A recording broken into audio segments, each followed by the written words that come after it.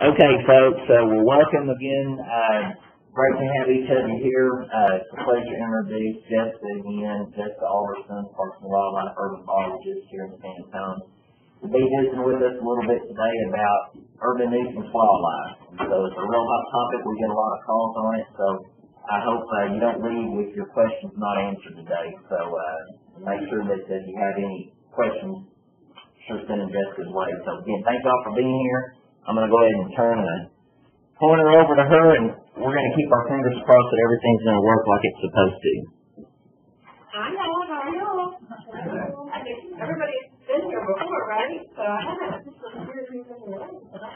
right? I feel like we've become kind of a little family that we need to do this like once a week, no matter what, right? Maybe next week we'll meet at tacos down the road.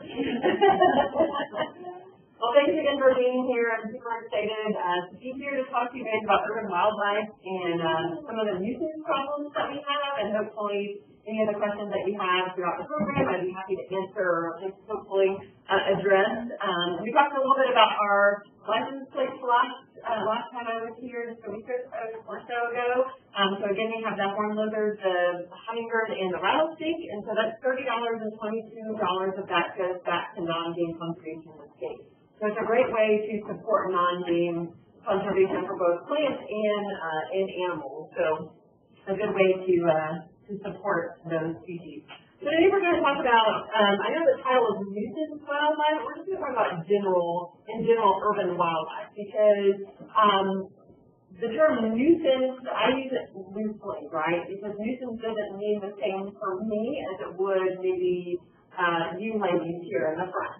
And so some people, when they call our office, they think that simply seeing an animal, that means it's nuisance. It's a nuisance animal and it needs to be gone, right?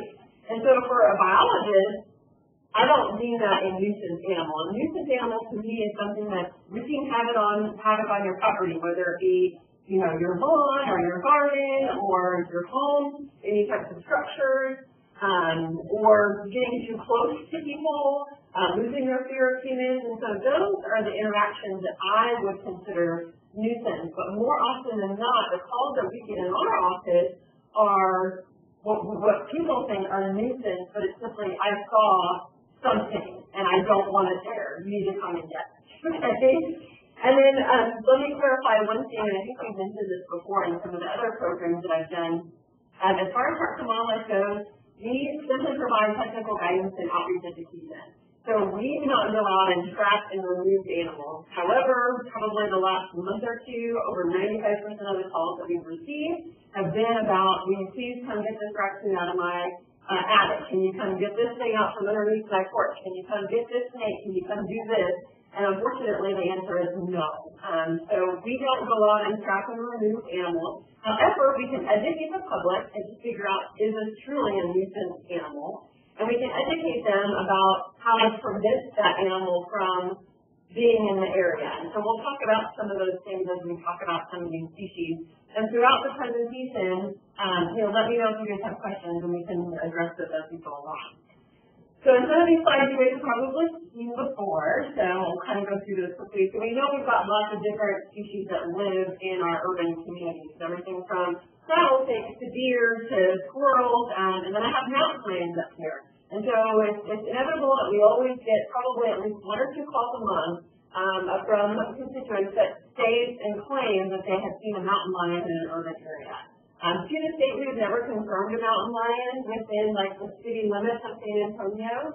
Not to say that it does, they don't exist, or that they may be using some of those wildlife corridors to pass from one place to the next. But it's just most of the time they're not going to be hanging out in these highly dense populations where there's lots of people around, right? So like I said, I'm out at Government Canyon State Natural Area. We get maybe once or twice a year a couple of comments about people that think that they've seen a mountain lion. It's probably more likely that those would probably be better out there rather than in Stone Oak. And we actually caught one on camera, but they've been doing camera studies out there for years, and they've only caught one on camera, and they've never seen it again. That's all. They have such a large home range that they are moving around constantly. So And I think I showed this in one of my presentations before, so let's see how well you retain the information that I shared with you. So what animal is this? A chupacabra, that's right. I mean, come on. Yes, so that's right. So it is a raccoon. And so we get all kinds of weird calls about black panthers, raccoons. When the other day I got some kind of, somebody actually, and I'm not kidding you, called me about a positive sighting of a jackalope. That's like the rabbit with the little antlers, and that's like, I just kind of paused for a minute because I thought for sure somebody was going to start cracking up laughing on the other end, and she was serious, and that is what she saw. I'm like, well. So, your eyes play tricks on you sometimes, and you think you maybe saw something, but it maybe was something else. So, I'm not sure exactly what she saw, and I'm always really careful to be cautious about how I talk to people about things like that, because you don't want to tell them, oh, you're crazy, you don't know what you saw, or how much work did you do last night? So you have to be nice about it and try to talk to them a little bit about the facts about, well, it probably was not this. But I never tell somebody, you didn't see a mountain lion, or you didn't see a chupacabra, it was more likely this. So, yes? I apologize. I didn't know what this was. What happened to make it look like this? So they sent it off for genetic testing at A&M, TBMDL in College Station, and they found that it was a genetic mutation that it had, and it was born with no hair. And so it was just born with no hair. And so he didn't survive. I mean, it's just an adult raccoon, but it made it, for 1 year, and then it passed away, probably. And this was up in the Metroplex. So this was during a time when it was a little bit colder, so I suspect that maybe he had been sick already. And then with the cold and all that, he just wasn't able to survive. Most of the time, our chupacabra sightings end up being coyotes with names, severe names. So if you just Google severe named coyotes, you look at them, they look really ugly looking, and they get real thick, yucky, gross skin, and sometimes there's blood because there's an itching because of the name. It's super itchy for them, and then they get an infection. And so a lot of animals look really weird with no fur. So I think that's why people, have made up this mysterious creature, because they're like, well, there's no way that's a coyote, and there's no way that this is a raccoon, but it is. So we talked a little bit about this last time, about the specialist being lost. So in urban communities, we typically see the specialist species that we see them declining, or they leave the area, or their populations actually decline. The exotics, we tend to see those animals increase, and then as well as the generalists, we also see those guys increase because they can adapt very well to the changing environment. So there's a couple of reasons that we could start seeing an increase of calls of wildlife and seeing people seeing wildlife. One of those being construction. So if someone calls me and says, I've lived here for 20 years, and all of a sudden I'm seeing coyotes, or I'm seeing feral hogs, the first thing I ask them is, what's going on around you? What has changed? And so many times it's, they just cleared this 300-acre property right next to our neighborhood because they're putting in another development. So a lot of times the increased sightings is temporary because those animals are currently being displaced and they're trying to find a new place within the habitat. So construction definitely has a role in it to drought. Not only because the animals are out looking for more food and water, but also because there's less cover available, because our vegetation is not growing as well, because we don't have the rain to support the vegetation. And so we can see them a little bit better. They're less camouflaged, and they're out a lot more because they are looking for those food sources and for water sources as well. Wildfires. So for a while there, we had a lot of wildfires in Texas, and so those definitely affect the vegetation, and it affects the displacement of the wildlife too because of the loss of habitat. So let's start talking about the wildlife species. So let's go with the coyotes. We'll start kind of the bigger top predator animals and then we'll work our way down to the smaller guys. So how much do you think an average Texas coyote weighs? What do you think? 20 pounds. Yeah. 20 pounds, 40 pounds? You guys are awesome, because I cannot tell you how many people call me and say they saw 75-pound coyotes, right? So in Texas, typically our range is going to be 20 to 44 pounds, okay? With the males, of course, being larger. And I always say that people have a hard time estimating weight, I think, because we lie to ourselves about how much we actually weigh, and so it's hard for us to estimate. And then also it's hard for us to estimate too because they've got a lot of heart, right? So you really can't see if they're really skinny or unless they're just severely emaciated. The fur kind of covers up their body condition, and so sometimes it might be a little hard for you to determine how much that animal may or may not weigh.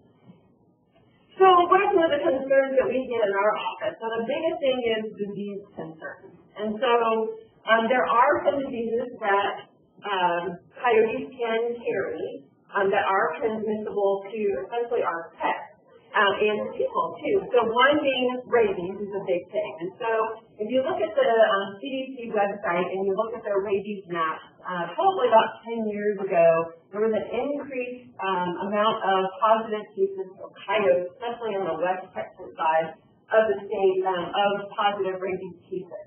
And so in response to that, they started doing the drop bait, which you may have heard of them doing that. I think just a few years ago they did that in Travis County also. They were doing drop bait for rabies for skunks. They were targeting skunks at that time. And so that has proved to be pretty successful. You look at the rabies maps now for coyotes, and there's maybe one or two in the entire state that have shown a positive. Yes. What do you mean by that? What do you mean by what? Rabies. Yeah, so they're like little baits. Yeah, it essentially has a vaccine in it, and so the coyotes or the raccoons or the skunks eat it, and it's kind of like a vaccine for them, and it prevents them from getting rabies. Now, if they already have rabies, there's no cure for that, so it's not a treatment for animals that have rabies. That would be preventative. It would be, and you have to do it pretty regularly. And so I think when they did the skunks in Travis County, I think they only did a couple of drops. And I think then they monitor the populations. And so also with these rabies maps, we have to be really skeptical of the data too, because how many of these animals are we actually sampling, right? And so usually an animal only gets tested if it's been in contact with a human and in contact with a pet, or if some questionable, like if somebody was called out and this animal was acting very strange, then it would be euthanized and sent off for testing. And so there may be higher numbers in all of the wildlife populations that are actually rabies positive that we just don't know about because they just went off and died someplace and they never had any interaction with a person or a pet or out in the urban areas. And the problem that when they do the rabies drop, and the planes come in and it's got the little machine that divides and it throws it out. You also have a lot of pigs where during the day they'll wake up because they smell. Right. It's a very, very good, they call us cute, and they're small, they're mini cute, not double cute like it's a cat. Right. And every animal likes the smell of something. So it can be good and it can be bad. It did deter most of the coyote population in Nuisance County. Right? Yes, it definitely helped. And I haven't seen the results for the skunk positive that they were doing in Focus in Travis County, because I guess the populations were really, really high. The positives were really, really high in that county. And so rabies is one, December is another, and then also parvo. And so all three of these can be transmitted to pets as well. And so this, for us, it's just rabies for a concern, but for our pets, all three of them, our pets can get. So the good news is that if you're a responsible pet owner, you should be vaccinating your pets for all three of these. So if by chance they did come into contact with a coyote that had any of these, then they would be protected from that, right? And so we have to make sure that we're vaccinating our pets. Another one that we get a lot of calls about is coyotes eating pets. So I want to show you this. This was a study that was done out in California many years ago, and it looked at the dangers of free-range roaming pets. And it's not just feral cats, it's any pet that was owned or just free-range roaming on the landscape. So if I have a cat and I feed it indoors and it's my cat and I let it out a couple of times a day, this animal was included in the study. And so these are the dangers on a ranking scale. So what's number one? People, right?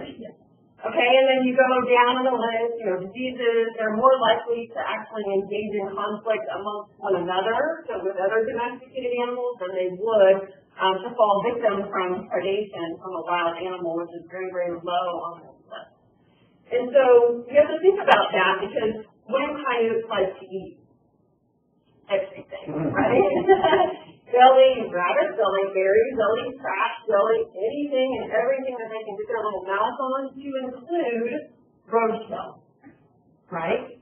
So, what is our number one danger of free-range roaming pets? Vehicles.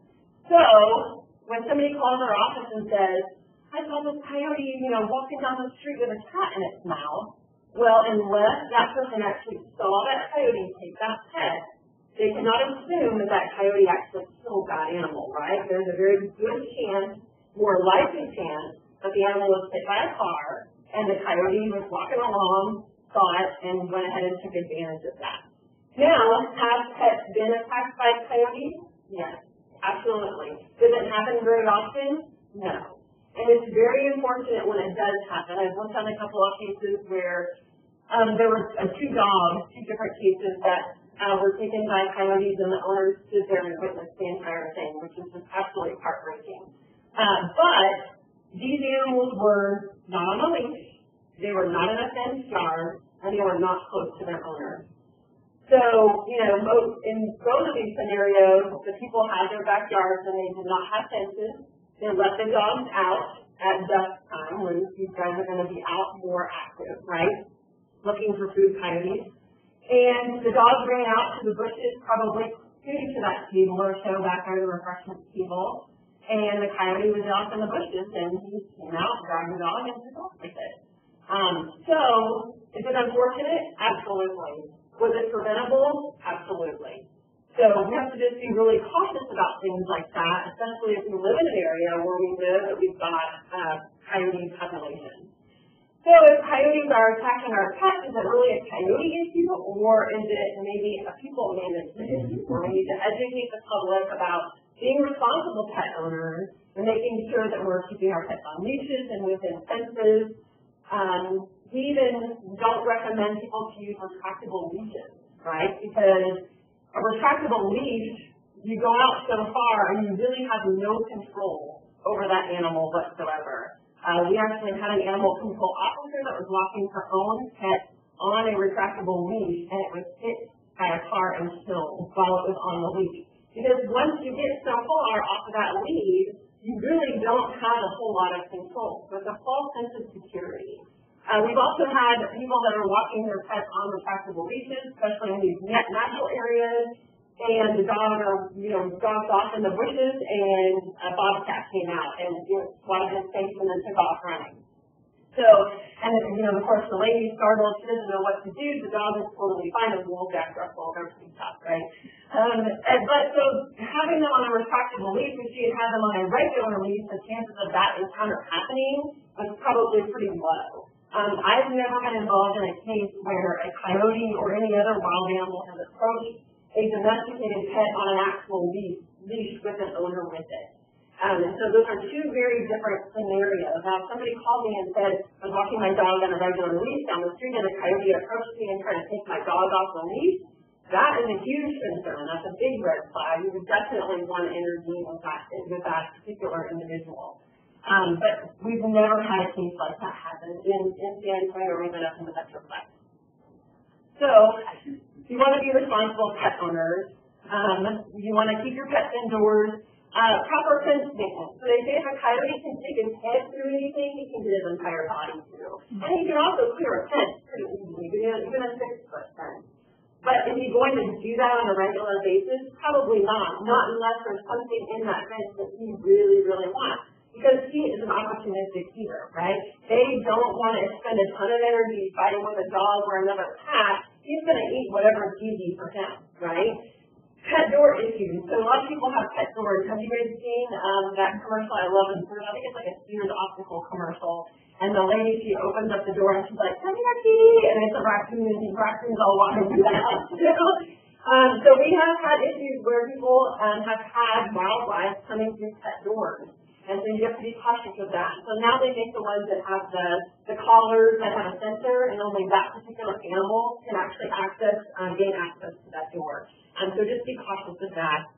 Especially if you have a larger dog, and the larger the hole, the bigger the animal can potentially get in. Vaccinate your pets, spay and neuter your pets, and then of course never let your pets roam, right? The last one is coyotes attacking people. So typically the call goes like this. I saw a coyote and I'm terrified, you need to come and take it. Well, man, just because you saw a coyote, what was the situation? What was it? Well, I'm terrified it's going to eat my pet. Well, the likeliness of it eating pets is probably pretty rare. Well, there's kids in the neighborhood, they're going to kill my kids. So that's how the call kind of escalates usually whenever we get these calls. And so for humans, what do you guys think? Are they a danger to people? Yes. Yes? Do you think so? There's one documented case in California where how they found something grabbing a baby and blah, blah, blah. Okay. So there's been 5 incidences in Texas, okay? And then here's your California one down there, right? And so there have been incidences where coyotes have taken people or bitten people and interacted with them. It's very, very unfortunate, right? However, they have shown that there's been a predictable pattern of behavior that the coyotes are displaying. And so the coyote is not going to just go from being completely normal to all of a sudden starting to go out and chase after kids, right? And most of the time this predictable pattern is that you're starting to see them out more regularly. You're able to predict, like, hey, this coyote's going to be out around 2 or 3 o'clock this afternoon, and maybe come out during the day. But also we found that there's been some type of feeding going on with this. So, for example, one of these incidents here in Texas happened up in North Texas. A gentleman had a cat that he let outdoors, but he cracked his garage to let his cat come in and out and would feed the cat in the garage. Seems like a pretty good idea, right? You're not leaving pets down the back porch. Should be a good idea. Well, he came out to his garage to find a young coyote eating the food that was in the garage next to the cat, and he went down and grabbed it by the back of the neck, and it turned and bit him. Okay? Could that have been prevented? Absolutely, right? All you have to do is open up the garage door, get a long stick or broom or something and shoot it off, especially with a young coyote, probably would have been just fine. Another incident that happened was at a golf course. And so there was a security guard that was in a golf cart driving around and saw a couple coyotes and thought, that's kind of cool. And started taking pictures and would bring food for them every single night. And watch them eat it. And then after a couple of weeks, a lady and her 2 kids were walking by and the coyotes approached them and they got scared and ran and one of the kids ended up bitten. So that right there says, a coyote does not know the difference between me who's feeding his Oreos every single night and you who doesn't want to have anything to do with it and not feeding, right? They just see people equal food, not to eat the people, but hey, if I go by these people, they're going to throw something out for me to eat, okay? So a lot of these incidents could have been prevented, okay? And it's so unfortunate. Has anyone ever been fatally injured by a coyote? Yes, unfortunately, 2, actually. This one probably was the one that you were talking about in California, and then in Canada, a 19-year-old boy. So it does happen. They are wild animals, right? But again, they're extreme circumstances, right? And again, we look at this predictable behavior patterns where they're not just going to go from overnight just acting like a normal coyote to all of a sudden stalking people in the neighborhood. Right? Yes. This didn't happen to me really out in the country, but I had a friend who was in a neighborhood and they had a coyote coming and there was a neighbor feeding it. So how do you deal with that? If you go to them and say don't feed coyotes, it's probably nothing's going to happen when they keep feeding it. Because they thought, we need to feed this poor coyote. I just love that. Yeah, that's one of my biggest challenges. Yeah, so it's difficult. So, we can help with education on that. And then also, just letting them know that, hey, this is a neighborhood issue. All it takes is one person to encourage that type of behavior. And that once you tell them that, when they're removing their fear of people, that's increasing the chances of somebody getting bitten, those people will be like, oh, okay, yeah, maybe I shouldn't be doing that. And then there's some aversive conditioning techniques that you can apply to the animal itself to get him to not want to. So they go get a custom, and I'll talk to you about our case with the bobcat, where they want to be around people because they view that as a positive experience because they're getting positive reinforcement from the food, right? And so you can do things such as, loud noises, making loud noises, blowing whistles, throwing your arms up, all of those things. You can say, even in California, they had some situations where they were using paintball guns to deter these coyotes. And then you would know if it was the same coyote coming back or not, because it had a big old spot of paint on his butt, right? And so just that negative stimulus associated with a person usually is enough, but everybody has to be doing it. If you're the only one in the neighborhood that's doing it and everybody else is feeding it, it's not going to work. So it's a big, big education push. And even if they continue to feed it, they have to give you letter versus saying. I would still try it, but if they're the only ones feeding and everybody else around them is doing all this aversive conditioning techniques, then it may work, but you just may have to do it longer. But everybody needs to kind of get on board with it. How close are they getting to the coyote? I think it is like you can jump over the fence and drink out of the pool and not in that pool. And the people who were feeding it had small children.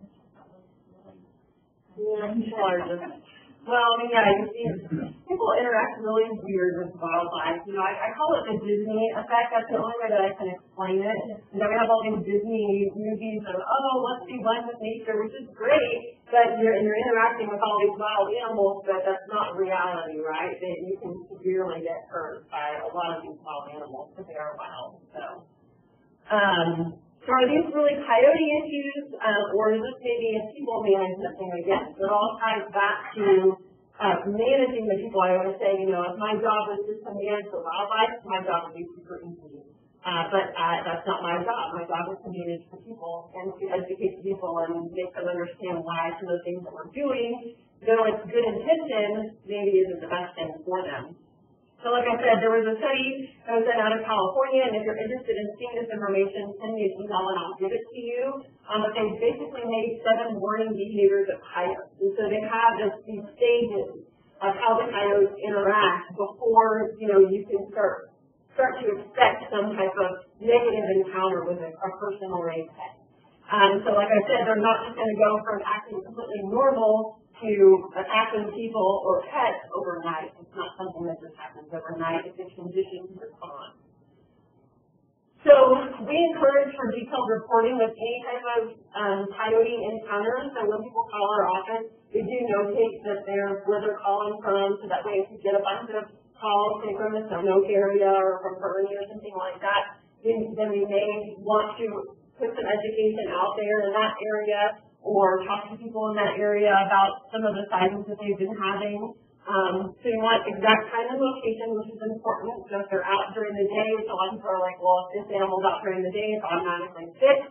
Not always, right? So these guys have adapted to the changing environments as well as, during spring and summertime when they have babies, a lot of times they'll come out during the day because they're looking for food or water for themselves or for their babies.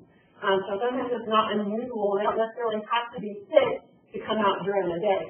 Most likely they're going to be active in the early mornings and as the sun is going down and into the night. And then the description of the behavior or the activity. So like I said, someone called and said, well, I saw a coyote running down the street at 5 o'clock in the morning when I was on my way to work. Okay, great. Thanks for calling.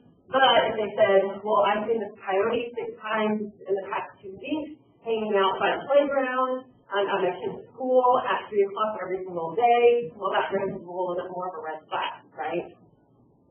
So education is huge, right? So why are coyotes attracted to the area? Proper pet management, it's a neighborhood issue or a community issue.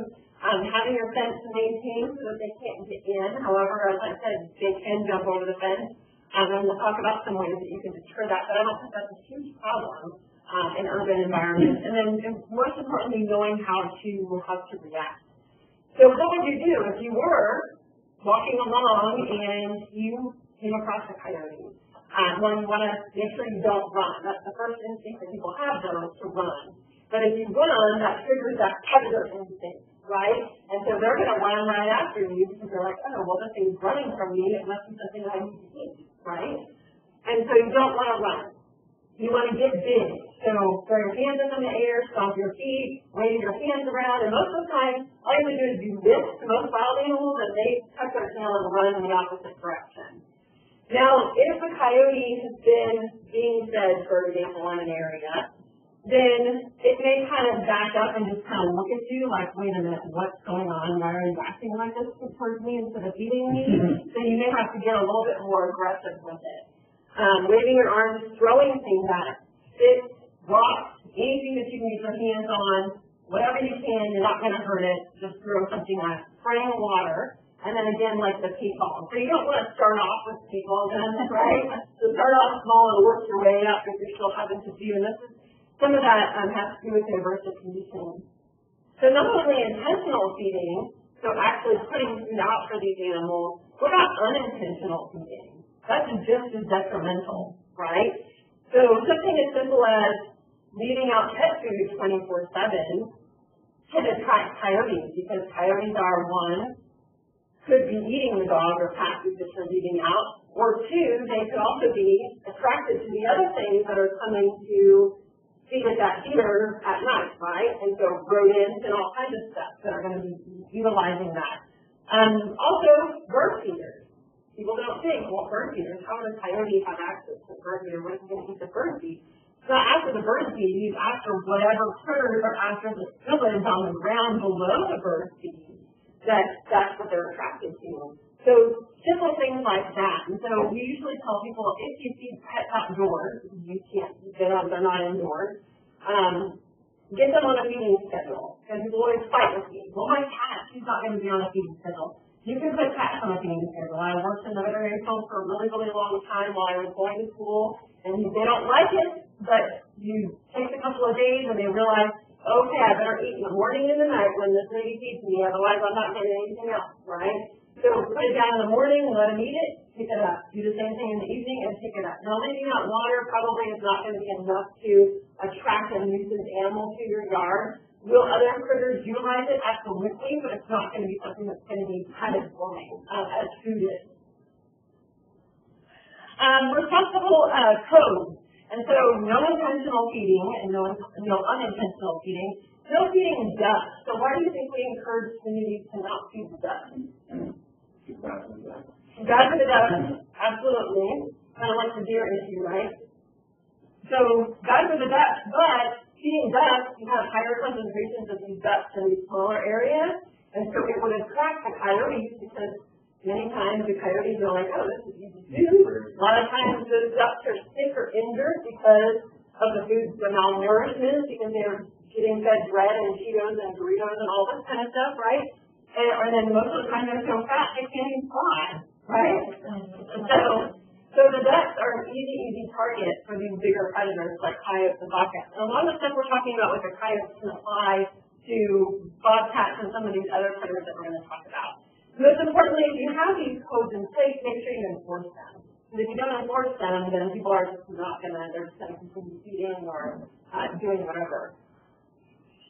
So the aversive conditioning has to be aggressive. So like throwing the rocks or sticks, or the easiest thing is if you're in your front yard, just something near the water hose, or anything animal with water. You spray most anything with water that doesn't like water, they're just like, what? And then they'll usually hightail it out there. It has to be persistent, and so everybody in the neighborhood has to be doing this. It can't just be one or two individuals. And then I always say that a rock or a stick is better than a trap or a bullet. So with coyotes, there is a regulation that states through the Texas Animal Health Commission that says coyotes, foxes, and raccoons, if they're trapped in an area, they can only be relocated within 10 miles of where they were picked up. Okay, and that's because of the rabies quarantine laws in our state. So that's foxes, coyotes, and raccoons. Why some are not on that list, I don't know. The only thing I can assume is that most people don't relocate skunks because they're annoying and gross, right? So that may be why they're not on that list. But for those three.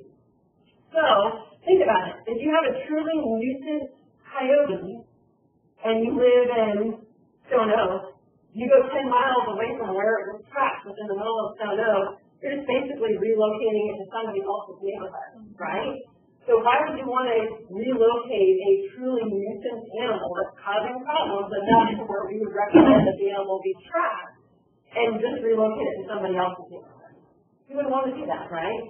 So the better option is, and with most wildlife species, is to, if you're going to trap them because they're being nuisance, and they're truly a nuisance, they're not just seeing them here and there, you're going to trap them, have them humanely euthanized. And so usually when I tell people that, then they start backtracking. Oh, well, this really isn't that big of a problem. Because they don't want us humanely euthanize. They think, they have this vision in their head that we can just trap animals and take them to this happy meadow somewhere far away, and that it's not going to have a negative impact on the wildlife or on anybody else that's in the area, right? And so if you trap this nuisance animal that's causing problems here, it's going to do the same thing over there. It's not going to have an attitude adjustment on the way over to the new place, right?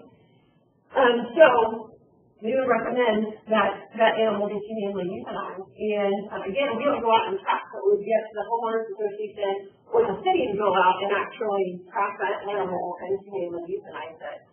And so with these guys too, a lot of people will call and say, well, we just want to trap all the coyotes in San Antonio.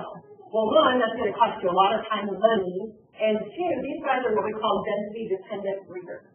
So if you trap a ton of coyotes in San Antonio, within a couple of years, you're going to have double to triple the population of coyotes that you once started with. So typically, if we have a select individual that is starting to show some of these losing their fear of humans, being habituated to people, we recommend just taking out that select individual, that nuisance animal. Don't go in and start heavy trapping all these animals because that void is just going to be filled up with even more, and you may have more of a problem on your hands. And as you all know, everything is interconnected, right? And so, for example, the city of Frisco, they went on 2 months of a trapping spree and trapped all these coyotes and sold them. They were having all these coyote sightings in the neighborhood, and people were freaking out. They went and hired somebody to come in and just trap a ton of coyotes. Over the next couple of months, people started having rats and mice in their houses, and they wonder why, right? Why is that? Well, because the predator of those guys is now gone, right? And so they definitely realized that was not a good thing for them to do. I have a quick question. Yeah.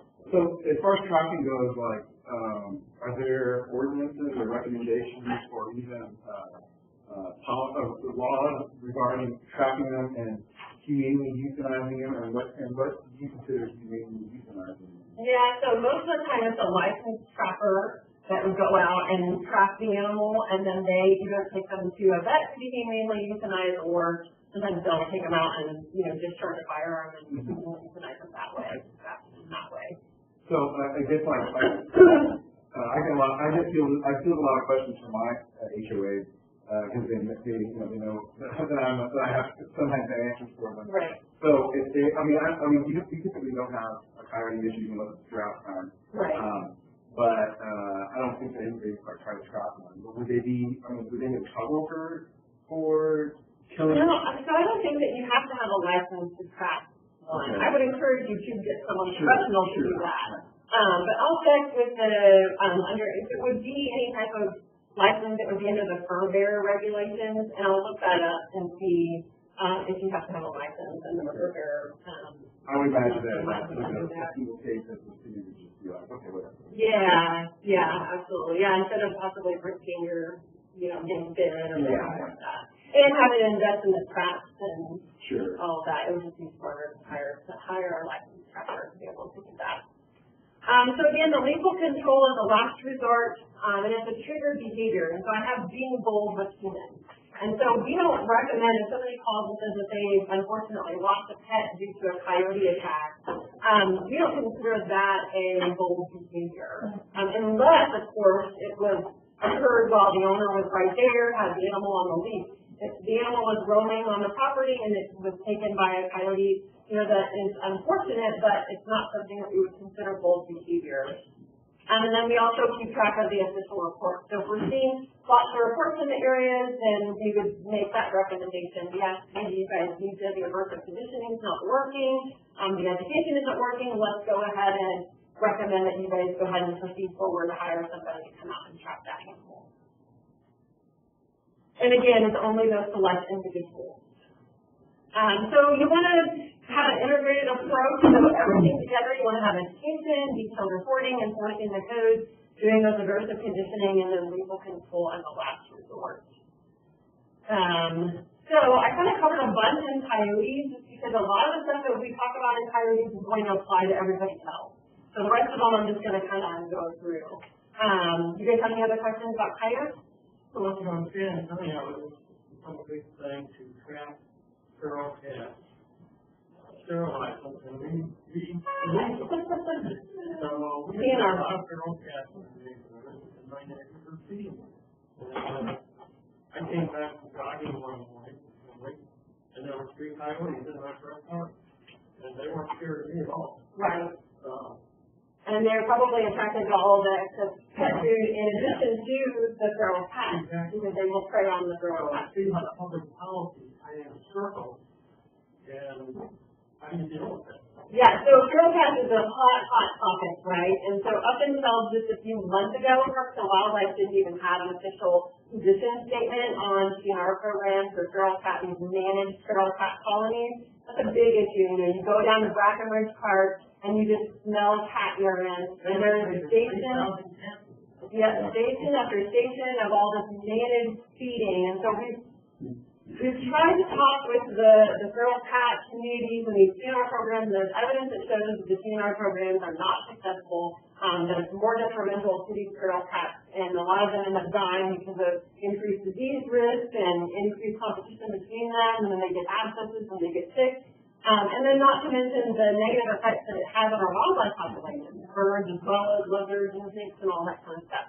And so it's even known that a well-fed owned cat makes at least that's allowed to go outside will make on average 2 kills a day, whether it be a bird or a snake or whatever. And it may not eat the animal, but it's going to, kill it and bring it to you like, oh, what I got, And so we've been trying to work with the feral cat community. The trouble is that there's a lot of emotion charged with feral cats.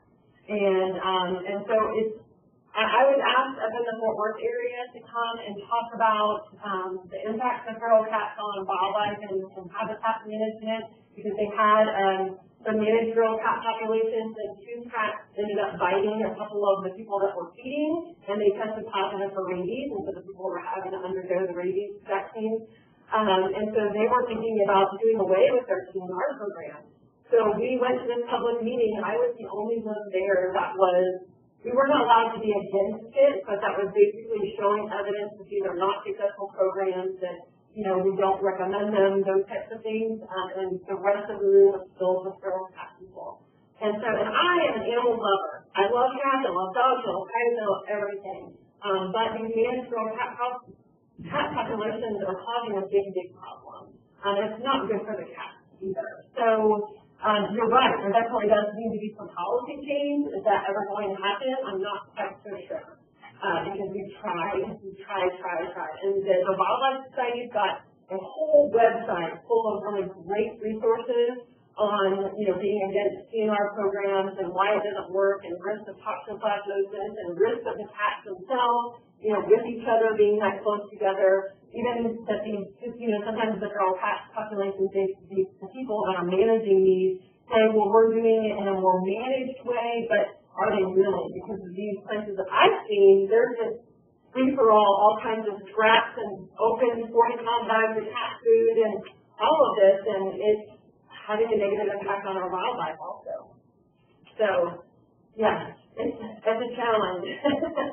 Not to mention all the cats need to go to a watershed. Right. And I was just working on a watershed protection plan for the Comal and Dry Comal Creek, and they had put in their protection plan that they were not going to address feral cats because they bury their food so that it doesn't get into the watershed, which is completely unreal.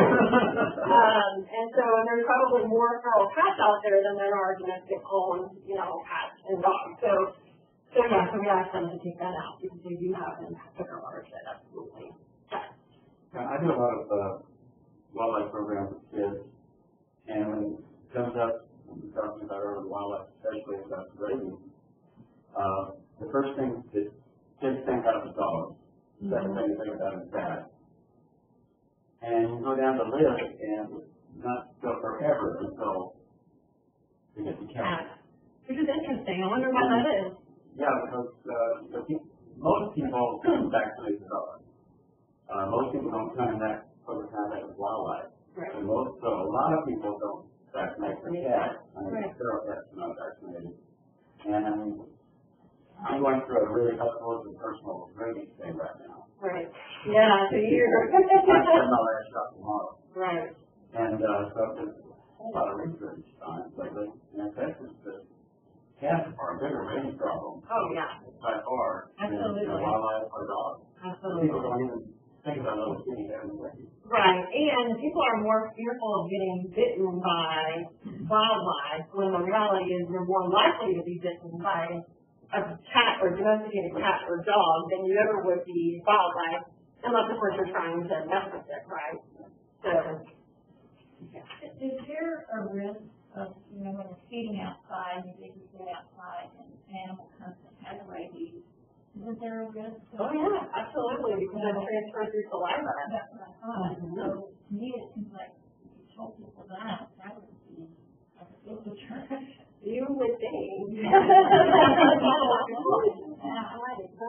you would think. But would you have to have a cut or something for it to be transmitted? Yeah, so on a person, they would have to have, like, you would either have to eat that food that was contaminated, or have a cut or something. But another animal, like your dog or cat, all they have to do is go up and eat after that contaminated animal, and that contaminated dish to be able to get it. Because get in contact with the mucous membranes and then they possibly get it. Absolutely. Yeah, it's a huge issue. Okay, I'll talk about bobcats. So the most abundant wildcat in the United States, has the greatest range of all native North American cats. So pretty much they're found anywhere and everywhere, right, in the United States. They have a fairly large home range, males being larger than the females, 250 to 500 acres. And, of course, the males usually overlap a couple of the female territories, several of the females, but the males typically don't overlap with other males.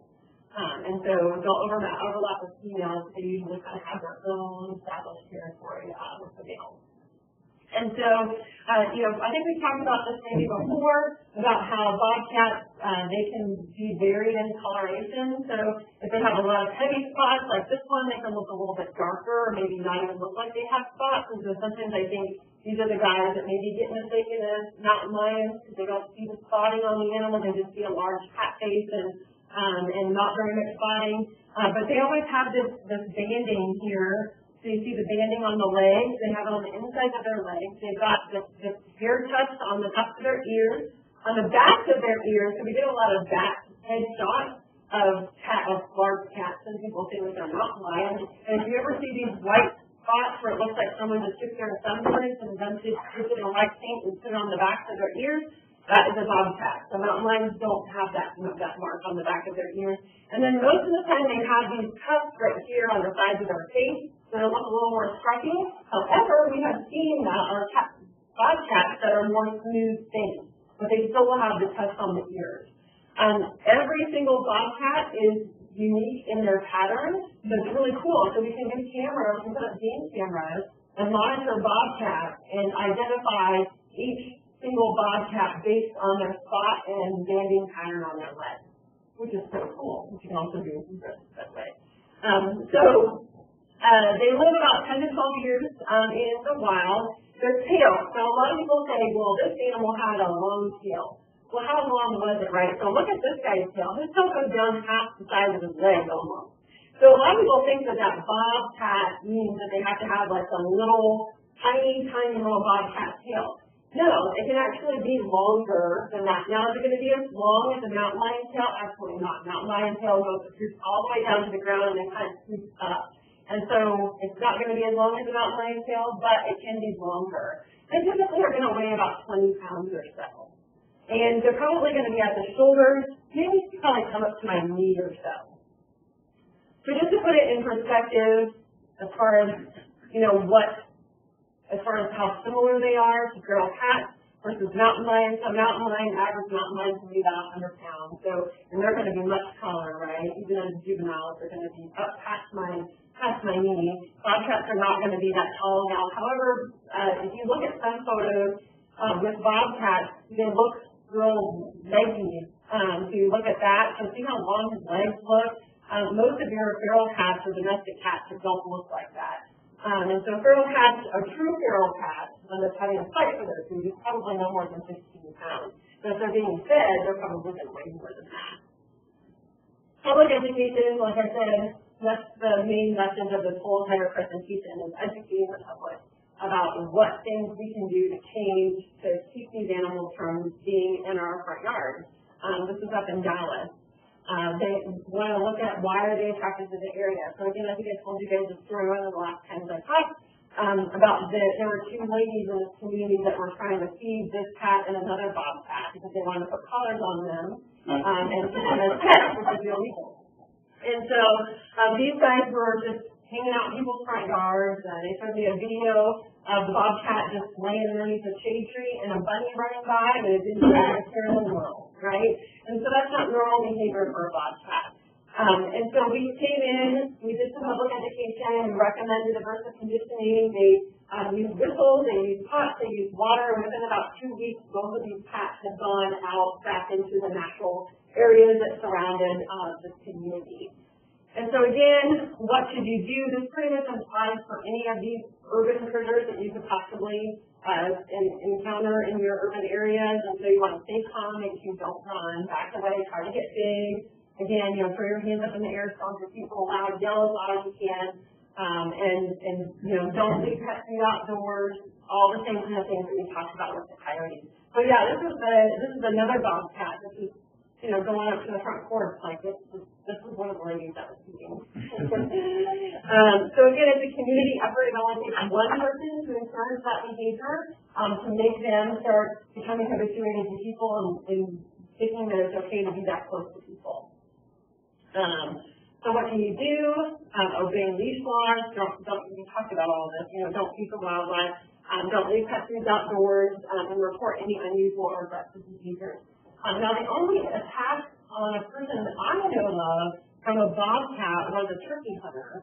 I believe it was in Arizona. And he was all dressed in camo and was hunched down on his turkey collar. And I don't know where he got pounced by a bobcat. And it scared him, and it scared the bobcat, and it took off running. And so I think the bobcat probably just thought, hey, that's a turkey. I'm going to pounce on it. Or weird-looking turkey. So I think that he didn't even get bit. He got scratched. And so, for the most part, you're not going to have any negative encounters.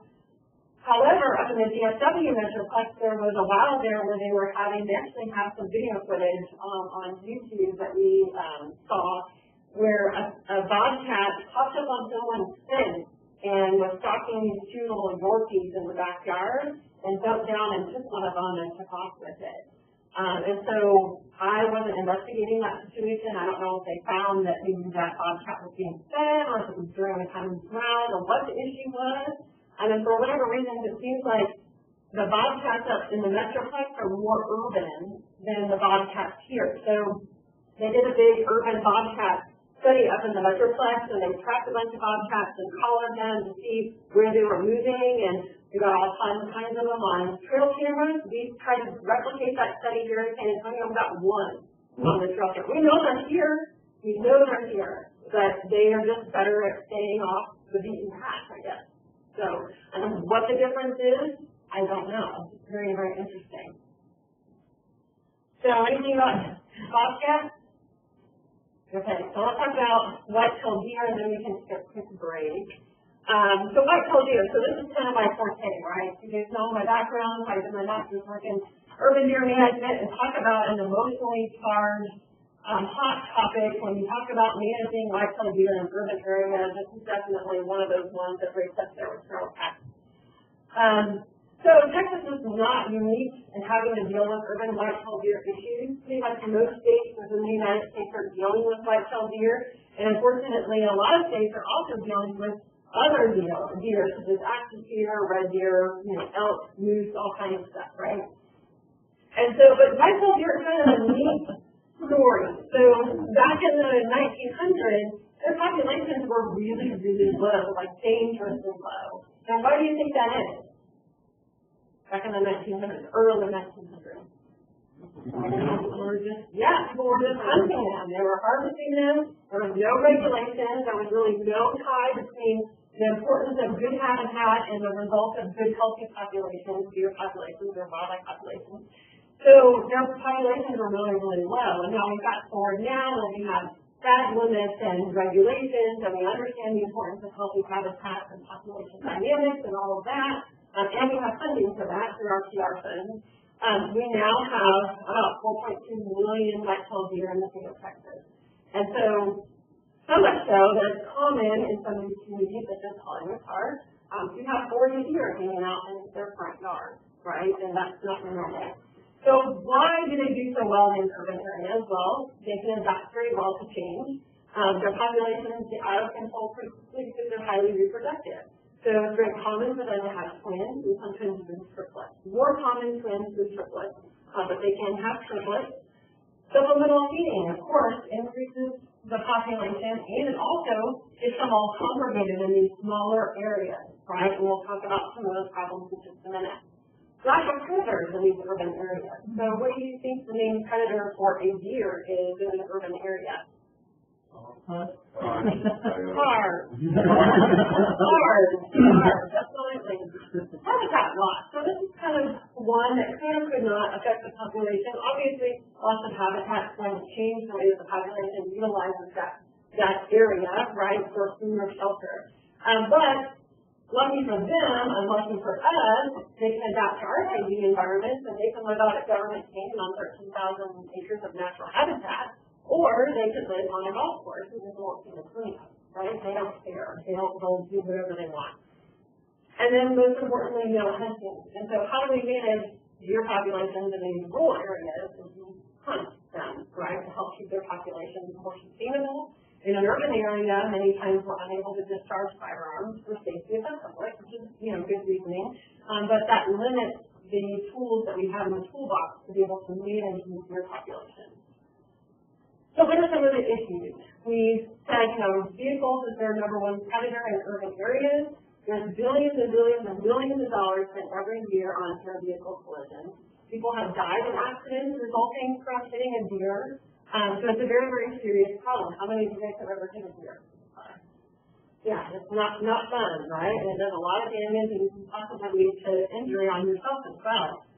We've had deer hit cars before. So I'm working with the city of Barrow, France, and their police department came to one of our meetings, and he said, my police cruiser was hit by a deer. I'm like, you didn't get in here with your police? No, I was sitting still. The deer came and bam, just ran into the side of his car. It was doing a rut, and the male was focused on chasing a doe, and it just ran right into his car. And so they definitely happen. We've got disease issues. So you look at her up there in the top, she does not look very healthy, right? So you can see her ribs, you can see she's got these abscesses here along her jawline, she's even got abscess here. And so this is something that we commonly see. So I'll get calls that say, I live in this area and we've got lots of deer, and we've been seeing that the deer just look really sick. Well, because what they're feeding has no nutritional value. It's hard food. They're mainly going to be corn that people are eating. They're not used to eating that type of hard food. So then they get compaction, which leads to infection. And many times I've seen people just pour like 40-pound bags of corn on the asphalt, and the deer just come and eat. And so they're eating on hard surfaces. Their mouths are not meant to eat on hard surfaces. So then they get infections and abscesses like that as well. Supplemental feeding. So we've got increased human-deer interactions that potentially lead to a negative encounter. And then this one here is on the bottom right-hand side is the picture of what we call a browse line. So in some of these communities, if they think that they have too many deer, one good indication, whether you're an urban or a rural landowner, one good indication that you have too many deer on your property is that browse line. Basically, the deer are eating everything from the ground up as far as they can reach. And if you see that, that is showing you that you have too many deer. So in this area, the hill country area, we typically recommend 1 deer per 12 to 18 acres. Most of our urban communities probably have 1 deer per maybe 1 to 3 acres. So that's a lot of deer. A lot of deer. We have lots of issues with what we call hardware disease as well. And so this is not actually a disease, right? We call it hardware disease.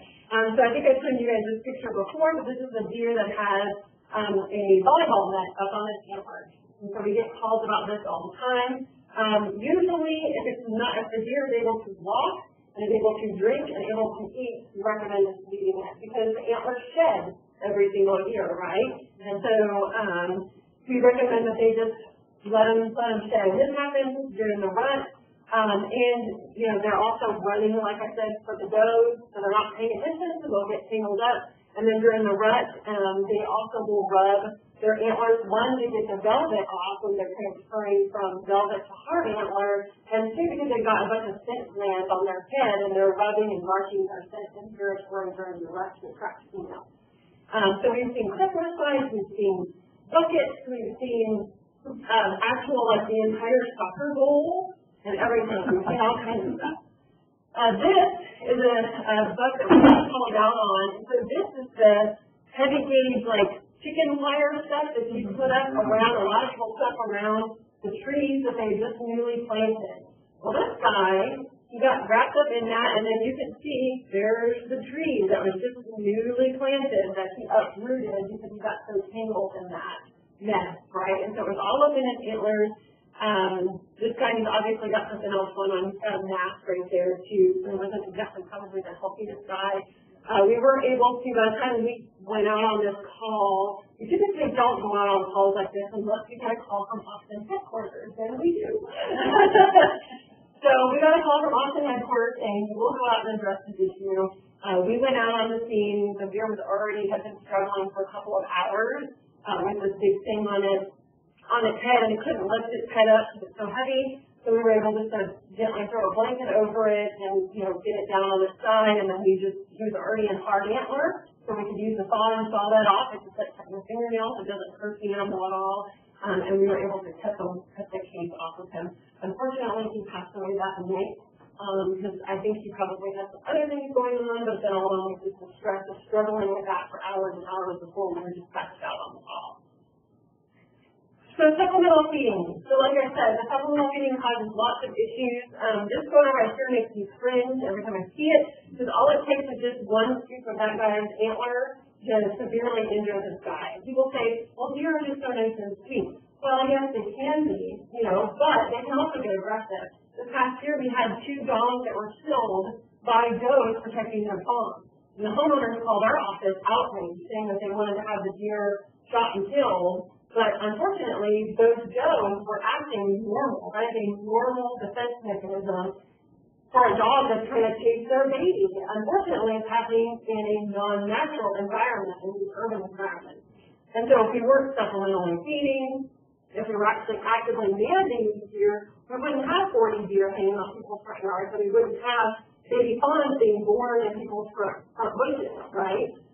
I've seen feeding from everything from hand feeding to these top feeders. You see this guy here, so he's got an old healed injury on his back limb, his back right leg. And he's able to get around. He looks pretty healthy, actually. But you see his left antler is non-developed. So that's something that we see, that if they have a hind limb injury, the opposite antler will not be developed or will be severely deformed. Now, if it's a front limb, it's the same size. So if it's a left front limb, it'll be the left antler that won't develop. But if it's a right back leg, it'll be the left antler that won't be developed. It's really strange. What's the science? I don't know. I don't know. It is very, very interesting. I wonder if that do like with the rifle fighting, it has to do with which side of the protected. Yeah, I don't know. I mean, but it is the actual development of the antlers where. It's the development of antler that leads to the injury on the oxygen. Well, this guy, I think he was probably hit by a car, and it was an old injury. Because, yeah, I mean, his leg, it looks like he had probably broken his leg, and then it healed incorrectly. So he can't even, he's not just holding that up, like he couldn't put it down. So like the bone was fractured, and it healed incorrectly, and that's why it's like that. Like he was running, it would stay like that, stationary. So yeah, so I mean, the does will protect our fawns. The males can get aggressive during the rut when an air trying to chase after the does. I mean, is it something that they're going out and attacking people? Absolutely not. However, they can be dangerous to people. And people have been severely hurt by them. I don't know if you've ever seen a deer get up on its hind legs and hit with their front hoof. I can imagine that would feel very good, right? It would probably hurt you pretty bad. So we don't recommend supplemental feeding. And so we talked a little bit about chronic wasting disease one of the last times I talked to you guys. And I'm now telling people that it's eventually going to go across the state. Once it gets up into Bear County with all the supplemental feeding that's happening in these urban areas, it's going to quickly increase the spreading rate of CWD. Because CWD, you have to have a notice and notice contact or the prion in the soil, right? And so if you have all this increased notice and notice contact with this heavy supplemental feeding that's happening, the CWD is going to spread through Bear County super, super fast than it normally would, like out in the rural landscape where the deer are more spread out across the landscape. People don't understand the concept of prions. Right. They have to really look at, there's a science about it all. Starting in, like you said, in Colorado. Right. I've done extensive studies on this. It is shocking. It's unbelievable about what can happen, but you're correct. It will devastate our $10 billion industry of hunting within the state. That's correct. Absolutely. Yep, it's very, very, very scary to think about. So let's talk about the options are really quick, and then we'll take a quick break. So the urban deer option, so there's non-lethal and lethal methods. And so you can put up fencing, but like you saw, that doesn't always work, right? Or if you want to actually put up, 6 to 8 foot fences around all falling apart, that would be really expensive, right? And not very pretty, probably either. Deterrence, you see all these deer be gone and honey be gone and all that stuff that these box stores. That stuff usually doesn't work. It's a marketing gimmick, and if it works, it's very temporary. I have the Triple T permit listed up here. So that's trap, transport, and translocate. So essentially the deer are being trapped from, let's say, Hollywood Park. Let's use Hollywood Park. Trapped from Hollywood Park and being relocated to an approved facility. So approved facility meaning that a biologist has gone out to that facility and said, yes, your property, they've done a browse survey, yes, your property can take X number of deer based on the habitat that's existing there. So the challenge with that is there's 4.2 million white-tailed deer in the state of Texas. It's very challenging to find landowners that can take the numbers of deer that are being removed from our urban communities. The other challenge is now with CWD. A lot of landowners don't want to have anything coming or going from their property because they do not want to risk introducing CWD on their property. So many times the Triple T option is one that a lot of people like because they like that trapping and relocating to a happy place. But that option is a lot of times taken off the table very quickly because we're not able to find a suitable place for them to be taken to. Facility control always comes up. It's not, we don't have anything that's FDA approved right now. There has been some studies that were done on surgical sterilization of deer as well as injecting like a birth control into the deer, and those were only shown to be effective on what we call closed populations, meaning that there's no deer coming or going on the property. So in a place like Fair Oak Ranch or Hollywood Park or Lakeway, facility control would not be a good option because the deer are coming and going, and you're going to have to do some sort of management in addition to facility control because it doesn't do anything to the existing overpopulation. It just keeps them from having babies later on down the road. The legal methods are the TTP permit, the trap, transport, and process. And so that's what many urban communities are doing right now, such as Lakeway and Hollywood Park. Probably Fair Oak Ranch will be moving in that direction in the next year or two.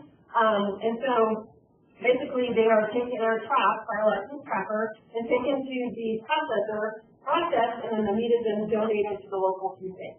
And so that's what a lot of communities in Texas are currently doing under that permit. Even the USAA, the campus of USAA, also has a permit to do that as well. Individual hunting and shark shooting, I put those up there. People always see that. I don't know how I show that.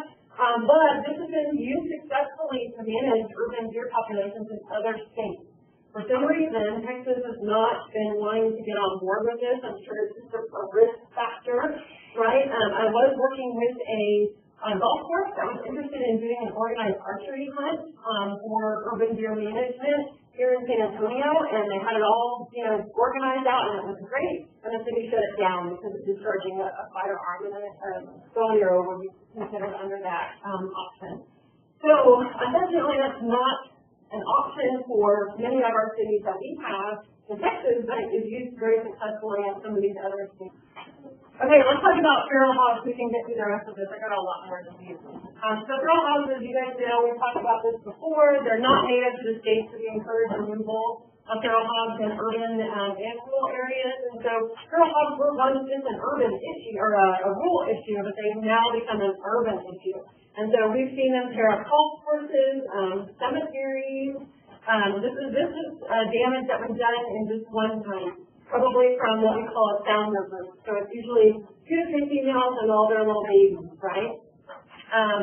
This could be some of the signs that you look for. This is one of their wallows. And so we do see increased E. coli levels in areas that have high amounts of feral hog activity because they do get down and they wallow in the mud just to help them stay cool. They defecate in the water. They do all that kind of fun stuff too.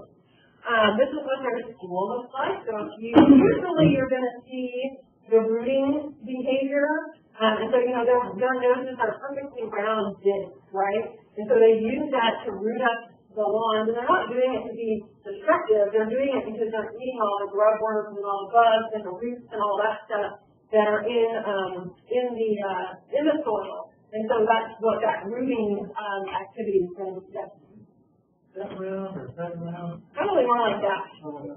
Yeah, they look like little peppermint patties stacked on top of each other is what I would say. So like I said, you're going to most likely see sign of them, you're going to notice the rooting, or you're going to actually see the hog. Sometimes you might see tracks, so this is what a track looks like. So they look very similar to deer tracks. However, they've got these dew claws. The deer have dew claws, but they're further up the leg. And many times the dew claws don't register depending on what they're stepping in, but with the hogs, they do. So you see the 2 hooves here and then the 2 dew claws right behind them. And so that's usually a good indication. You see that like near a water feature, or sometimes it's hard to see tracks in San Antonio because the are so dry and so rocky. It's hard to find, but if you see a water feature, you have a water feature and you're looking for tracks and you see something like this, then that's feral hog. We do, like I said, recommend for tracking. So there's a couple of different trap designs. There's box traps, and then what we call corral traps, which is shown to be the most successful at capturing a founder group. So it's those 2 females with the babies that you really want to target catching. And so those corral traps have shown to be very, very successful. There's a whole science behind trapping and all that. If you want more information on that, I'm happy to talk to you about it and send you some. As far as the regulations for feral hogs, the Animal Health Commission does have a regulation that essentially says all of the females have to be taken to slaughter.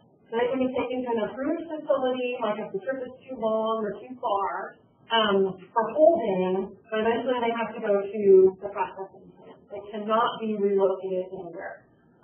The males, however, can be taken to an approved holding facility for transport, and then taken to an approved facility. So again, it has to be approved by a biological commission, Animal Health Commission. So they're looking at to see if you have proper fencing so that when the hogs are moved there and left there, they're not able to get out because they are so invasive. So just a normal person off the street, even I couldn't just go track a bunch of hogs at the San Antonio River Authority and then go take them on my property and dump them off there. It has to be an approved place. And so when I worked at the Metroplex, we got wind that somebody was tracking a bunch of hogs for the city of Dallas and dumping them on the Trinity River. So that guy got a really, really hefty fine. So who do you, if you know someone that's doing this or encouraging? Yeah, we talked about this. Who should that be reported to? Well, you can start by the game wardens. But the game wardens, or you can call Texas Animal Health Commission. Probably faster to talk to the game wardens because they have the proper chain of command to enforce those regulations. So the game wardens would definitely be. And you can, on our Parks and Wildlife website, you just type in the search engine TPWD game wardens, and it'll bring up all the counties, and you type on our county or whatever county that place is located in, and it'll give you each game warden on that section. There's an instruction that they call. What's the thinking in relocate? So relocating the mail, it's a money thing for landowners. So they can charge people, most of these landowners that want to take in these feral hogs, they're charging for hog hunt. The hog meat's good. So they charge people for to come on their property and hunt hogs. But it's just a male, because then just one male rather than a mom and 8. Which they say that the mom can have up to 13 babies. More reality is anywhere from 5 to 9, but they can breed twice a year. So 5 to 9 twice a year, that's a lot, right? So. Bats. Let's talk about bats. So bats usually are not a big urban issue, right? However, we've been getting more and more calls about bats in people's houses, bats roosting in, different buildings, people's houses, garages, things like that. So let's just talk about them really, really quickly. So what do y'all think? Are bats blind? No, they're not. So I think a lot of people think that they're blind because they use echolocation to help find their food source. So it's basically emitting these sonar-like waves out to find the food sources that they're finding. And like most of these guys are, especially the insect ones, they're eating insects that are doing it on the fly. They're not eating insects in the grass, right? They're eating insects as they're flying. So they use echolocation. And so they're not blind. They can actually see fairly well, but they use echolocation to help them find their prey. In fact, there's a really cool song on YouTube that's the echolocation. I find my prey, I find my way. My daughter knows all of lyrics. It's super cute. Are bats a type of bird? No, they're not. They're actually in the order Chiroptera, which means hand and wings. So even though they look very bird-like, they still have thumbs and fingers just like you do. So they're actually a mammal, which some people don't realize that. So here's what their wing looks like. And so they've got this membrane here that is what essentially helps them to fly. And so the most common bat that we have in Texas is the Mexican free-tailed bat.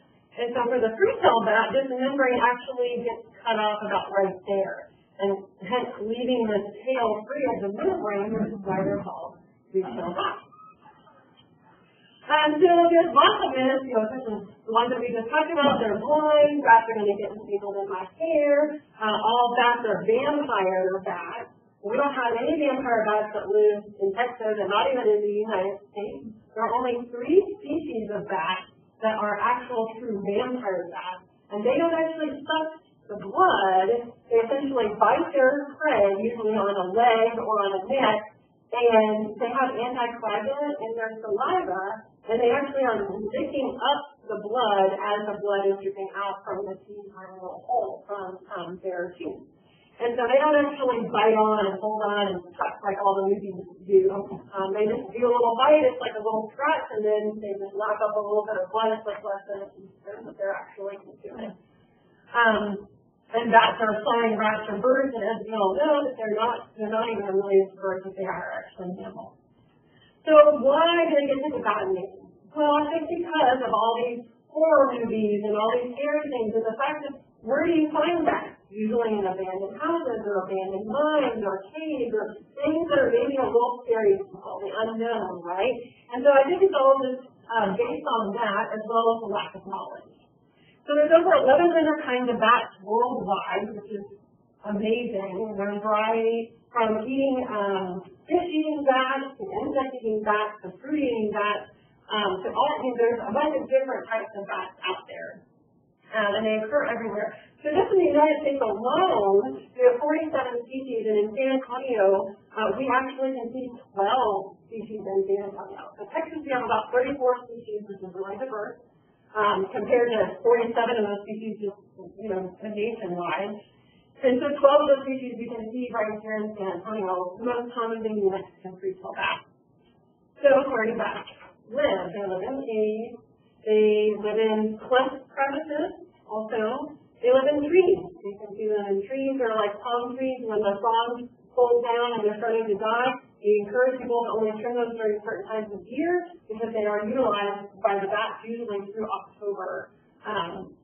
So we caution people with that. Hollow trees, tree barks and snags, abandoned mines, bat houses. This is a really cool bat house. That's like really extravagant, this one here, or you can do something as simple as something a little smaller. But even these smaller ones have thousands and thousands of bats in those smaller ones. They like to be confined in a little bitty space, just like this. They like to be really, really close to each other. That first photo that I showed you is, I feel like I can show you this. This is really cool. I should have mentioned it when I brought it up. This is inside Bracken's Bat Cave, the world's largest bat cave, and it's a maternal colony. And here's the mom, and these are all babies. These are not her babies. Mexican free-tailed bats only have one baby. So one of these babies in here is hers, and she knows which one it is. And the pup knows which mom is their mom. They can identify each other through smell. So isn't that cool just to see all those things? If you've never been to Bracken Bat Cave, I encourage you to do so. It's really, really cool. So they can live in man-made structures as well. And so people say, well, if I have bats in my house or in a building, I'm going to go ahead and demolish the building because I don't want the bats to be there anymore. Well, the legal status of that is you cannot demolish a building that is not inhabited by people that are occupied by bats. It's illegal to do. So you either have to wait for the bats to leave, or you have to exclude the bats through exclusion techniques before you can actually do that. Now, if for some reason bats start roosting in the attic in this building and there's people here, then that's a different story. Then they can use different techniques, mostly exclusion devices to get the bats to leave. But if you have a building like this, you can't just knock it over with the bats in there. There were sand bridges, which is really cool, right? So Commerce Avenue Bridge, 1.5 million Mexican free-tailed bats. Largest urban bat colony, which is really the world's largest urban bat colony.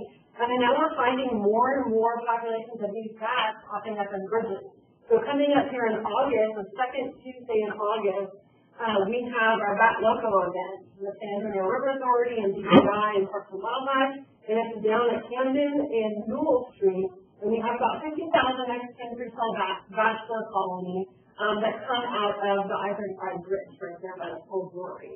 So it's pretty cool. And we're finding more and more of these smaller populations coming up. And essentially, when these bridges were built, they have expansion joints underneath them that are perfect habitat for these roots for these bats, which is really, really cool. So we're encouraging TechDocs to continue building their bridges like that so that the bats have a place to go. Actually, just park underneath the bridge there, a little further up the road, underneath the overpass, the big empty parking lot. And I think you go out there all the time. But they go, there's just like an arc that they travel on one side of it. And go out with a hanging fish arc. Right, isn't that crazy? It's like a stream of bats. And if you go underneath there, you can actually hear them, like, they communicate with each other. So what is that the echolocate that we're hearing? No, you can't hear them when they echolocate unless you have a bat detector, but you can hear them chittering and talking to each other. And then when you look up, you can see the mouth closed. Yeah, you can also smell them, yes. I will say, if you ever go out to Bracken's Bat Cave, you will leave there smelling like bat guano. You will, but it's worth it. It's totally worth it. So this is them roosting in bridges. So you can usually, if you're walking around looking at different bridges, you can look up and you can see if there's evidence of the bats in there. You'll see the staining, and then you'll usually see the guano too that's not on the ground as well. In buildings, they can definitely roost in buildings. This is an abandoned building. This is the guano that you'll see in a lot of buildings where you have in your attic, large amounts of them in your attic. You'll see that.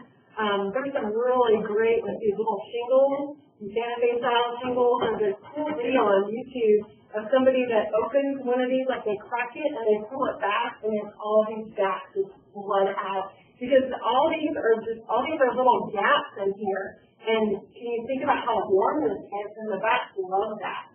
And so the bats go in there and they start roosting in between the shingles, and it's crazy. There's more on the bridges, and then also in stadiums as well. So Texas State had a bunch of bats that were roosting in the stadium, as well as Texas A&M and College Station too. So, there's lots of things that people try to do, ultrasonic devices, mothballs, toxic, and so, like I said, they are a protected species, and so you cannot use any type of chemical to deter them. Yes. Other than that one, that's causing harm to buildings, but you can show my girl. Oh, really? You're like, oh no! I mean, besides all the bats on those build up and that, and you would know it. It would start to smell. You would definitely know it. Or if you pop your head up in your attic and you got shingles like that, you would be able to smell it, even if it hasn't got all infiltrated into your attic. Not usually. Not usually. No, not usually. No. So all of these techniques really don't work where they're illegal, such as the chemical thing. So we focus on excluding bats. So in an area where we would need to get bats out of, let's say, this building, we can exclude them. And essentially what you're doing is you're sealing up all the places, the cracks and crevices that they can get in, but you're leaving in one exit hole, and it's an exit only. So it has it's a way that the bats are not able to actually climb back up and get back in there, but they can fly out very easily. And this is all on Bat Conservation International website. So it basically is a one-way valve to allow bats to come out, but then when they go to try to go back in, they can't get back in. Okay, they're not able to fly up into this small little structure. And so, you can see here's the exclusion device, and then here is they basically use mesh to cover up all this. And normally, all these bats, all this would be open, and the bats would be able to drop out of where they're at. And so now they're having to funnel out of this exclusion device. Now, of course, you only want to do this if absolutely necessary. If you can wait until the bats have moved on, because a lot of them are migratory bats, this is the Mexican freecell bat. Usually by the end of October, they've moved on down to Mexico because it's too cold. So if you can wait, then you can just go in and seal up all this when all the bats are gone, and then they won't come back. But I do recommend that you set up temporary, like a bat house or something, because they come back to the same location every year. So they may end up causing problems in another spot that maybe is even more less desirable than the current spot that they're in. So here's the different places that they can possibly get into your home that you might be concerned about under shingles, torn screen and windows, basement doors, eaves. And I guess we're looking for anywhere that's going to be warm and dark, right? And so this is on Bat Conservation International. They've got the best information on bats, about diseases and how to catch them. And essentially, if you do find a bat like in your home or somewhere, you can just take a box and basically trap it underneath the box and go and let it go. I do recommend that you wear gloves if you don't want to. She is wearing gloves in the photo here, just in case you actually do make contact with the bat. And be careful, try to do it calmly and quietly, because if you go up there and slam the box down and you don't exactly get it over the bat's going to stare and, try and fly away. And so they don't want to be around us any more than you would want them to be around you. So they're not going to get tangled in your hair or any of that. They know how to fly, they know how to get away. But this is a good option to try and get them out if you're not able to get them out of a closed room. Raccoons, I'll just go through this kind of quick. Raccoons about 15, 20 pounds. Our urban raccoons are probably more well fed than most. They eat all kinds of things, garbage, insects, berries. But the biggest concern with them is, with the pet food, right? And so they carry some of the same diseases, rabies, or can carry some of the same diseases, rabies, distemper, and even parvovirus. And so this guy here, just simply eating out of the cat bowl, can definitely expose them to those diseases if they're not vaccinated for those. Leaving a mess by getting into your trash can, and then most importantly, they can do damage to your house. So we recommend, if you have any trees that are surrounding your house, cut the limbs to prevent them from overhanging. Because if you have an overhanging branch or a branch that is close to the roof of your house or close to the side of your house, that's like a vacancy sign for your house saying, hey, yeah, we're open, come on here and destroy. It does not take them, they can do this in a matter of hours. And then this is what their scat looks like up in your insulation. So don't make a nest up there and have their babies up there and cause all kinds of havoc up there. And so knowing how to identify signs of different tracks. Now the scat is going to look varied depending on what they're eating, right? If they're eating a lot of berries, there's going to be a lot of berries. If they're eating trash, maybe it'll look more like a dog type scat, or less seeds in it, right? So it just kind of depends on what they're eating. With these signs and pretty much anything that's going to be trying to nest in your attic, you can get them to evict on your own. So you can put drop lights up in your attic and make it bright, and put a radio up there. And within a day, the mom will move her baby someplace else. Because they're up there because it's hot, and it's dark, and it's quiet. So if you eliminate those two things for making it bright and then putting a lot of noise up there, they're going to evict. And once you know that they're gone, then you can seal up this hole and fix it. I would not seal it up until you know for sure they're gone. One cool trick that you can do is you can take some newspaper and tape it over that hole once you think they're gone. And if the paper is left undisturbed for a couple of days, then the likeliness of them coming and going is pretty low, right? Because otherwise they would just tear it through that newspaper pretty easy. You can do that with any species or any of that. Skunks, so they're kind of the same thing. They're omnivores and eat a variety of different things. Weigh about 10 pounds or so. Biggest concern with them are disease and smell. And so a lot of times they're going to be trying to dig holes up underneath your porches or your foundation. And so the easiest way to deal with that is have this L-shaped barrier. And this works for skunks and other burrowing type animals. And so essentially you take this heavy gauge wire cloth. And I mean, it takes a little bit of work, right? You have to dig down in, which is not always an easy task, especially in being familiar with our hard soil. And you're basically making this L shape, and then you're putting all the dirt back on it. So essentially, when that skunk goes to try to dig again, she'll be able to dig up the dirt, but she'll keep hitting that heavy wire and not be able to get up underneath your home. And so this is what their tracks look like, and then their scat. And again, a scat can be varied depending on what they're eating. If they're eating lots of berries, it's going to be more berries. And like this one is probably eating more vegetation and trash type stuff, and so it's a little bit more smooth because they're able to digest that a little bit better. Possums. Who loves possums? Nobody loves possums? I do too. I think they're neat. So possums are really cool because they are only marsupial in North America. Okay, so they basically, when they give birth to their babies, they only have a 13-day gestation, and their babies are like the tip of my finger. And they can have up to 10 to 15 babies at a time. They're really cool because they're the only mammal that has the highest number of teeth. So they have 50 teeth. When you know it, because whenever you see a possum, what do? If they're scared of you, right? They immediately open their mouth, show you their 50 teeth, and start hissing, they start hyper-salivating, and then you're like, oh my gosh, and then they get bit, and then they just fall over and play dead, right? So I've never known of anybody to actually be bitten by a possum because they just have this overwhelming sense of fear. It's actually an involuntary response. They have no control over it, but their heart rate and their respiratory rate significantly decreases when it's like they're dead. I've had people call me and say, I put this possum, it was dead in my trash can, the next morning I looked and I woke up and it was gone. Well, because it really wasn't dead, right? It's a defense mechanism. They play dead. Most animals don't want to eat dead animals, except for maybe a coyote. But so usually if your dog has a run-in with a possum, they probably aren't going to eat it. They may play with it for a few minutes, but and then the possum usually is unharmed. They're also extremely disease resistant. So if you don't like snakes, these guys are great to have around because they like to eat snakes. And there has been shown that they have been bitten by venomous snakes and have not been affected by it. And they think that it's because of their they have a slightly lower body temperature than other mammals. And I think that might be why they are so disease resistant. It's also why they can't get rabies.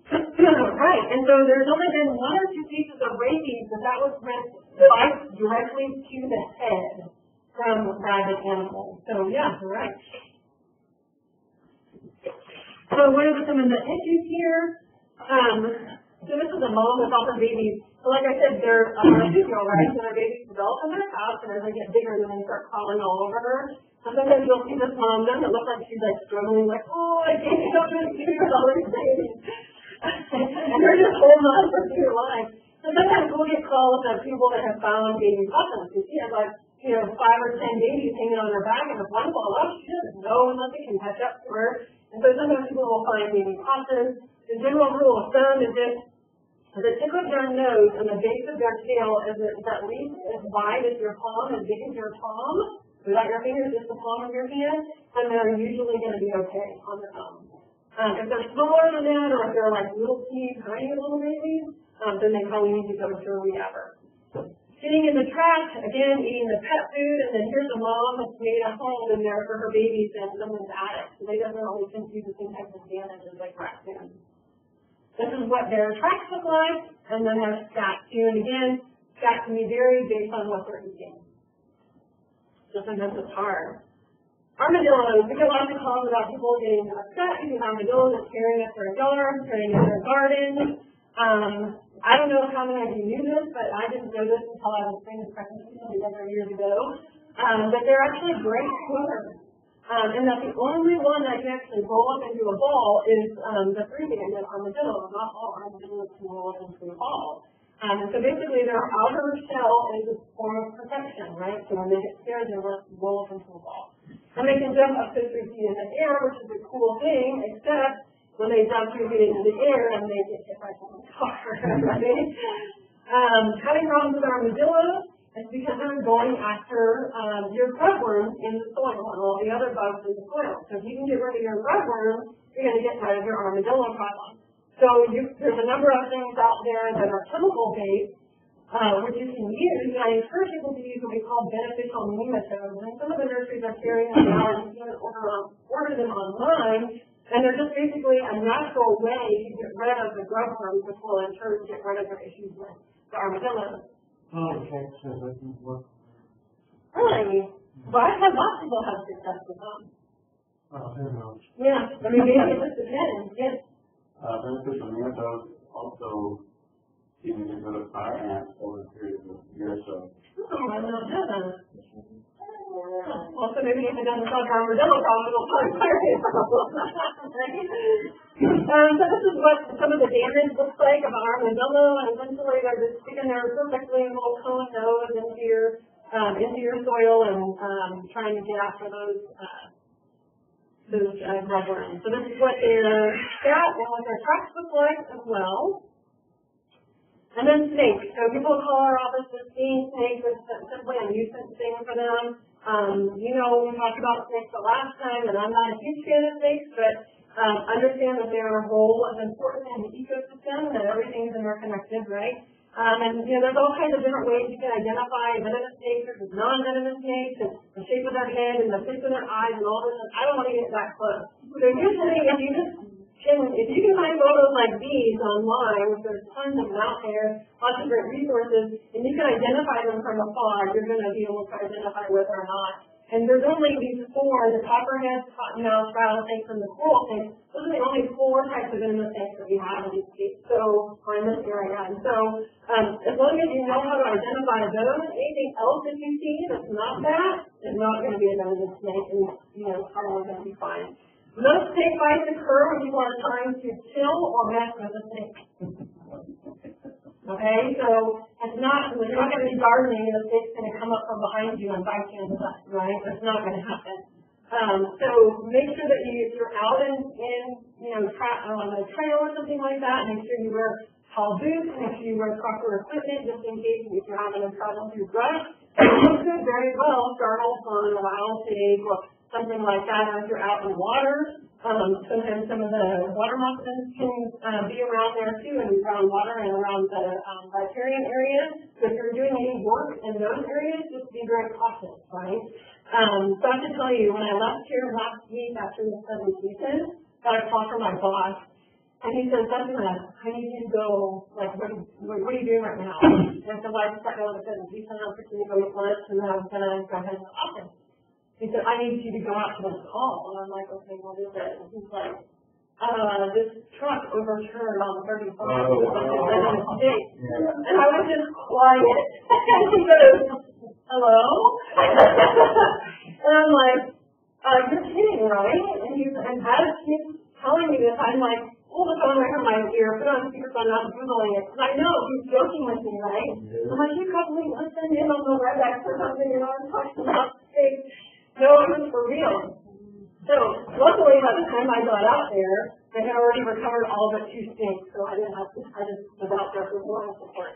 So this herpetologist that was an educator was traveling with a bunch of venomous snakes in his vehicle, and his son, and he had a grandson, a 9-year-old grandson. They were driving, and he had a blowout, and he lost control of the vehicle. The vehicle, I mean, awful. I was so happy that they both went to the hospital, but they were okay. But could you imagine being one of these fire rescue guys? They had to cut the top of the vehicle off to get them out, while all these snakes were falling out, all these venomous snakes, and a baby alligator and a couple turtles.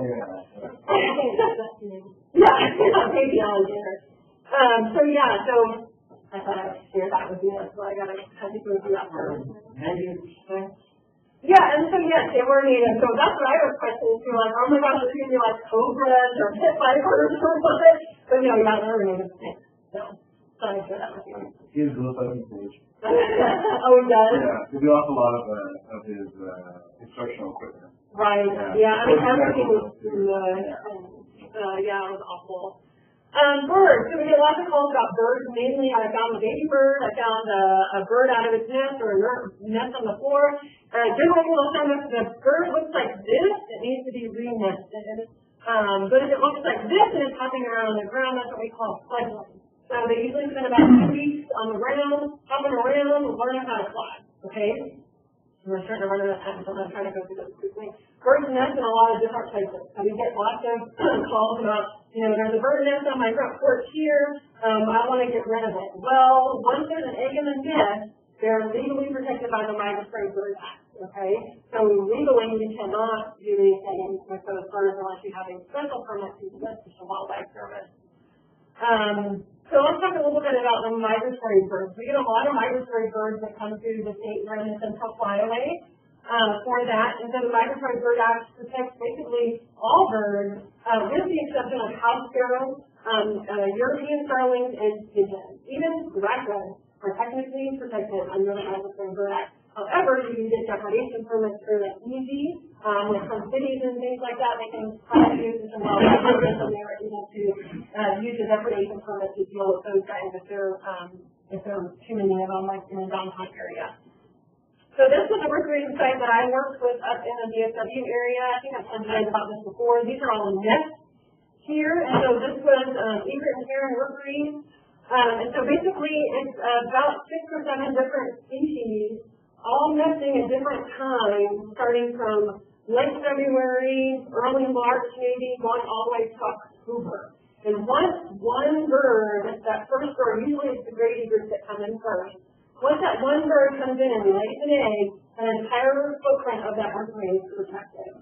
So when we got the call about this rookery site, it was on a residential street, there was nothing we could do. There was poop everywhere. I'll show you some photos. These are some of the species that we typically see. The majority of rookeries are made up of cattle egrets, but then they've got these smaller number of species, snowy egrets, the gray egrets, little blue herons, black crown, and yellow crown white herons as well. This is a guy I took a picture of this guy down at Breckenridge Park. He was hanging out with the ducks, taking handouts from people. Not normal behavior. So they're very, very noisy. If you look up on our YouTube channel, we have a managing urban rookery, and it's an actual video footage of the Breckenridge Park rookery.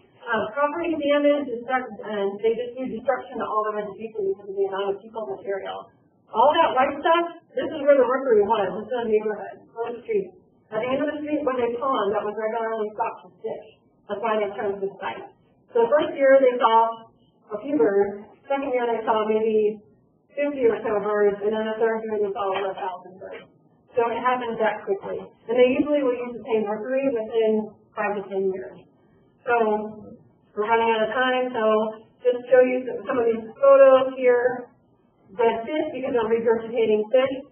So you can harass these birds up until the point of them actually laying an egg.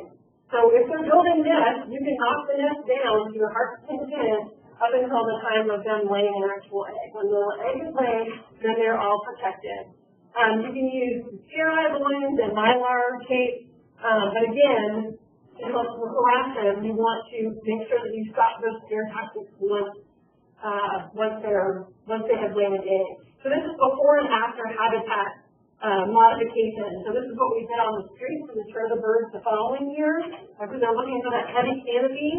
And so with that, they were able to deter the birds. And so we had to trim it, but the trees still looked nice, and we were able to deter them between that and the scare tactics. We were able to do that.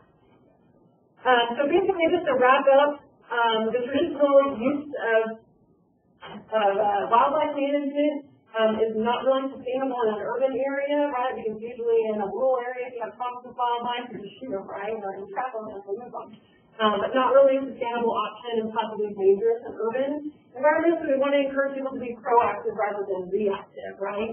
And so you want to do that through public education, detailed reporting, and all of those things that we've kind of talked about in the last 2 hours.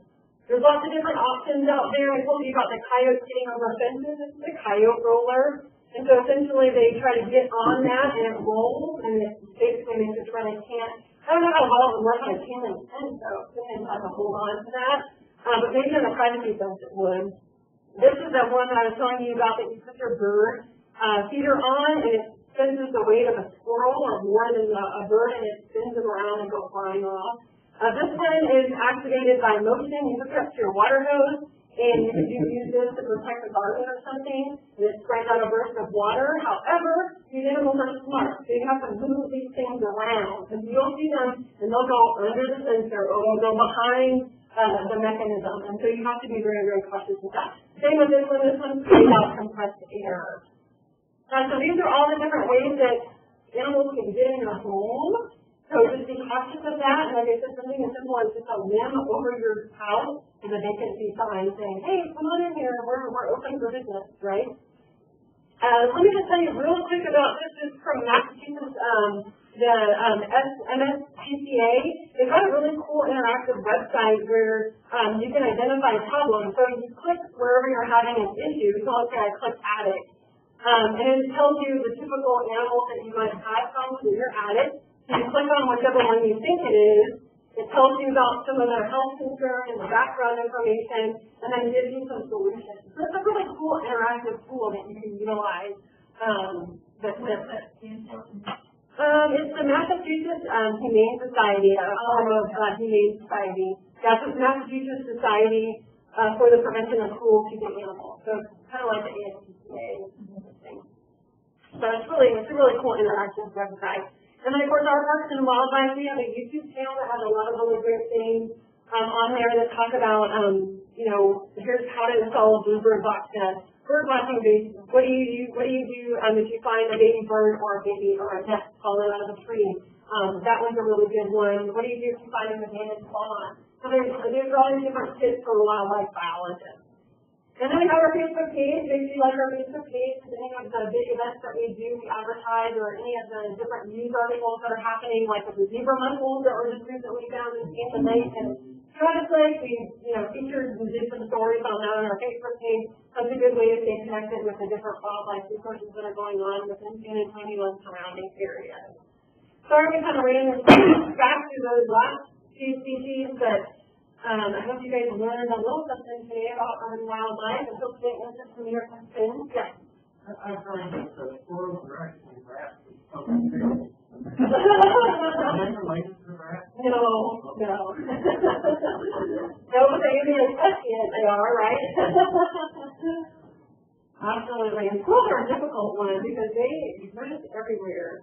And I had a lake once call called me, and she was just terrified of squirrels. She said that she just moved here, and where she had lived before, I don't know where, didn't have squirrels, and she wanted me to come and remove all the squirrels. And I said, well, what's the problem? And she said, well, I have this, they're just in my yard. And I'm like, okay. They weren't even getting in her house, and she just scared them. So. The bats are starting to come out earlier at Grand Jackson than I can. Oh, yeah. Because the rains, less rains down, so they're coming out earlier. They get They're after about 7:30 at night, so maybe they're good those, and all of a sudden you see big black clouds come out. Yeah, that's so cool. It is. Super, super cool. And I know at one point, Breckenridge, they actually had, online, you could go to the BCI, Breckenridge bat cave, you could watch the bats emerge and come back online. It's kind of cool. And they actually, the bats, there's so many of them that they get picked up by the weather Doppler radar, which is super cool. And I talk about it on their website. We can talk a lot about that. There's another bat cave that is out in Junction, from 16,000 acre land. We sat outside one winter. We were actually doing some prescribed burning, and training for prescribed burning. And we stayed there until the dawn started coming down, and they came back earlier that year.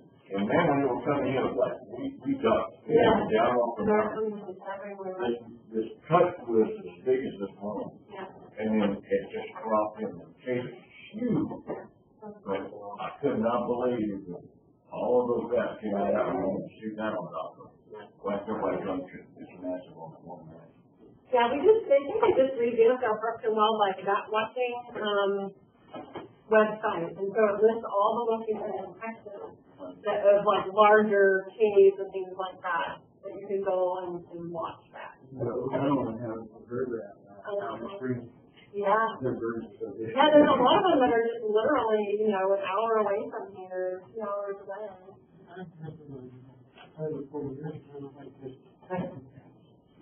Right. Texas is one place where they're really encouraging, promoting. No, I don't think so. I think now with the shift of non-consumptive wildlife, game view or wildlife use, so wildlife watching, birding, I think it's, and education. It's not really, but education goes a long, long way. There's always going to be those people that you maybe can't shift their thinking, but maybe they have a better understanding as to what's going on in the environment and the world around them. So yeah, I think with the bats, especially, it's all just been education and realizing how beneficial they are to our ecosystem. I think for the bats, they usually eat about 2 tons of body weight a night in food, and that's huge. And also 250 pollinators and 250 tons of the cornier worm moss, I think is what the Mexican free-tail bats and brackens consume every night. So that's saving the agriculture by tons of money. The visual that they bring is Rock 50 in one day. Rock 50 represents the each like each pattern. So it's like 2 small boxes and like 2 small boxes. Wow, that's awesome. Every night. Yeah, that's crazy. That's a good way to see that. Yes, That's why we're going to take all the farm down from the Seminole Valley and take all the shutters down because the bad stuff covers the house back more. Oh, no. Coming all down to the barn and nothing below the barn. Right. The house is yeah, that one has not. And Bracken, they used to use the bat guano for fertilizer, but I don't think they'll collect it anymore. So I think they say that in the bottom of that cave, it's like 35 feet or something crazy like that of bat guano on the bottom of that cave. That's part of the idea to use that stuff. And they used to do it for ammo, that was super cool. Yeah. So, pretty cool stuff. I think they told us that Bracken Cave is the bathroom for the 2 families for the dogs. The mother got to come back one night. They live in the cave running into things. Right. For predators, that's the one thing you can see when the bats start to come out. You'll see hawks, you'll see raccoons. Raccoons apparently like to grab them in the mid-air and then they bite their heads off, which is some the snakes and all of the predators coming out. Yeah. Yeah, well, thank you all so much. I'll hang around if y'all have more questions.